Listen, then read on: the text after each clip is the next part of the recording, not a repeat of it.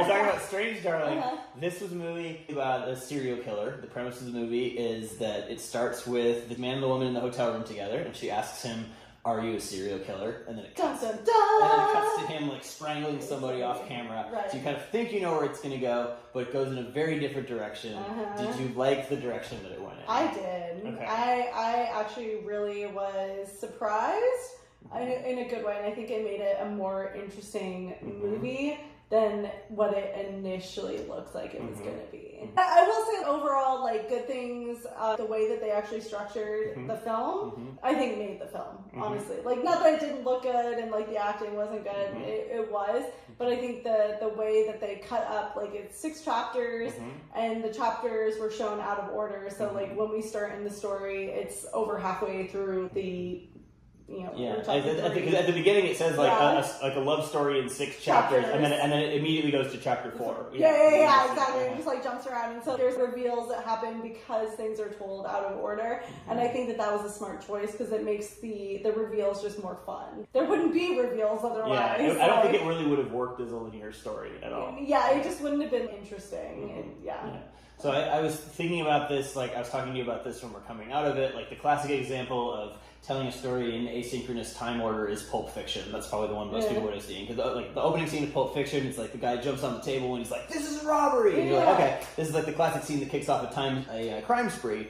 And then through telling the story out of linear order, it transpires that scene is actually the scene that ends his crime spree, because that's the scene that brings him into contact with Samuel L. Jackson's character, who like shuts him down and is not afraid of him at all. So by telling the story out of order, it subverts what you would expect for the story order of the crime genre, right? So I feel like this one does something similar by telling the story out of order. As you said, you think it's going to unfold as a serial killer story, but it turns out it is a serial killer story. Yeah, but by unfolding out of order, it takes you until about halfway through the movie to figure out exactly what's happening. And I think also like it paces it in a fun way. Like you start off like with the bang of when all the action is happening, and then you start going into the psychological stuff a little bit later. So it starts with a lot of energy, and then you're like, well, now what's happening? How did they get into this situation? And I think that helped the pacing as well. Yeah, I think so. So, other good things about this movie. Did you like the cinematography? It was shot on 35mm. There were some nice shots.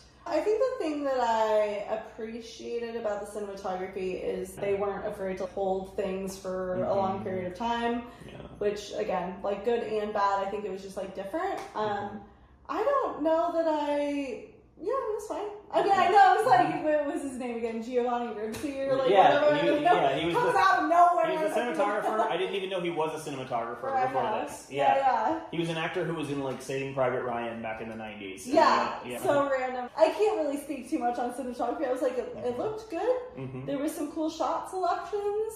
It seemed framed well. Like, you know, good on him. Yeah, it was definitely, there were some long shots that I liked. You said you didn't like the prolonged shots, but I like them because I like. Okay, I should say, like, it's not so much the prolonged shots I didn't like. I didn't like the titles, like jumping from one and then title, and then jumping to another thing, and then title, and then it was like her running towards the camera, like long shot, more titles, and I was just like, can we just like start the movie? Right, yeah, the opening of the movie was very odd, you're right. It was a cut between a bunch of different scenes. There were like 3 different instances of different title cards. Yeah, it felt a little bit like Lord of the Rings, like the end, but like at the beginning. Just like when I mean, it wasn't go on for that long, but it was like... Yeah, it's like when you open a really thick book and it's like, first, forward, like author's preface, section 1, now here's a map. Now here's prologue to chapter 1. Now here's chapter 1. Just start the book. Yeah. Personally, my takeaway from this is like, the twist was interesting. There wasn't really anything about this movie that stood out to me as that I would recommend to go see it, like, for the dialogue or for the cinematography. The recommendation is for the twists and turns and the structure. I think the structure is really what to recommend it for. Agreed. Oh, I will say, actually, the thing that I really liked is... There's some like goofy moments, particularly with the mountain people. Yeah. That whole segment is just, there's just a little bit of whimsy. Yeah. There's some giggle moments like, that were fun. And I will say, as somebody who grew up in a very small town in West Texas, it really did capture this particular vibe that small rural towns have, where like the people are down to earth to the point of being kind of boring, but also all have these odd little quirks. Like the couple who are living in the cabin, they're like obsessed with sex. Yeah, they're doing a puzzle. Yeah. Oh my god! And What? like literally, just the scene where you see him prepping the breakfast. Yeah. Mm-hmm. Yep. I just like I didn't know that making breakfast could be so funny, and Yeah. it's literally just a shot Actually, of you're plates. right. That was maybe my favorite sequence in the movie. Yeah, how could just a sequence of shots of making breakfast It's be like- laugh out loud And funny? it's like But it not was. even people. Yeah. It's just like you're just watching what's getting put on the plate. I forgot about that sequence. That was probably my favorite little sequence Yeah, in the movie. yeah, it was so much It was fun. amazing. I felt like it captured very well this small town vibe of like everybody's very down to earth, will treat you like they've known you all their life, even if you're a total stranger. But then also if they see you have a gun, they all have guns and will shoot you, which is like that. As somebody who grew up in rural West Texas, it's not wrong. Strange Darling. On a scale of 1 to 5 pairs of handcuffs, how many pairs of fuzzy handcuffs do you give this movie? Oh, this is like a hard one. Mhm. I'm probably oscillating between a 3.5 to a 4. Mm-hmm. So I would say